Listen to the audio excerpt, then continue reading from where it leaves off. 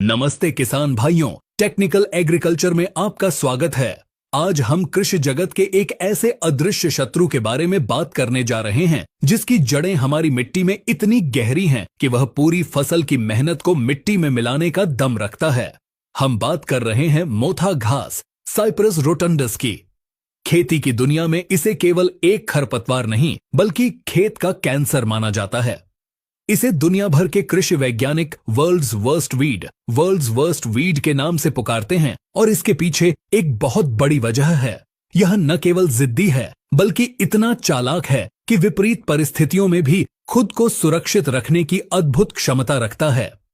आज के इस विशेष और विस्तृत वीडियो में हम मोथा घास के विज्ञान को गहराई से समझेंगे।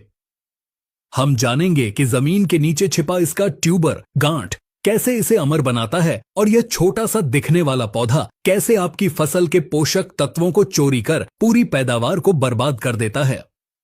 अगर आप भी इस जिद्दी दुश्मन से परेशान हैं, तो आज का यह वीडियो आपके लिए ज्ञान का एक नया द्वार खोलने वाला है और अफ्रीका के क्षेत्रों से पूरी दुनिया में फैला।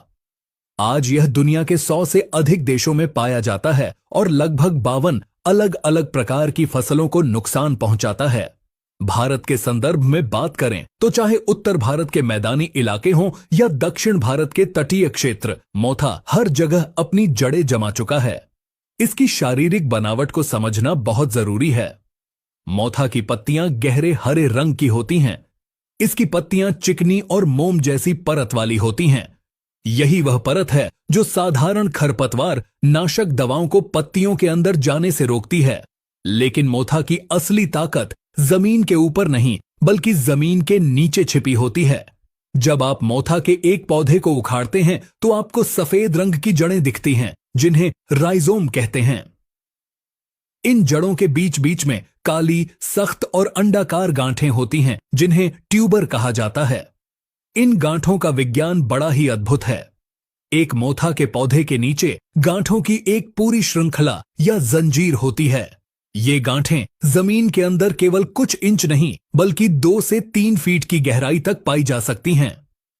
हर गांठ के अंदर भारी मात्रा में भोजन संचित रहता है। यही कारण है कि यदि आप ऊपर से घास काट दें या कोई दवा छिड़कें जो केवल ऊपरी पत्तियों को जला दे तो नीचे बैठी गांठें तुरंत नया अंकुर निकाल देती हैं। एक शोध के अनुसार एक ही मोथा की गांठ से 1 साल के भीतर मिट्टी के अंदर हजारों नए ट्यूबर बन सकते हैं। यह एक अदृश्य जाल की तरह पूरे खेत को नीचे ही नीचे जकड़ लेता है। अब बात करते हैं कि मोथा हमारे खेतों में आता कैसे है और क्यों फैलता है। इसके फैलने के मुख्य रूप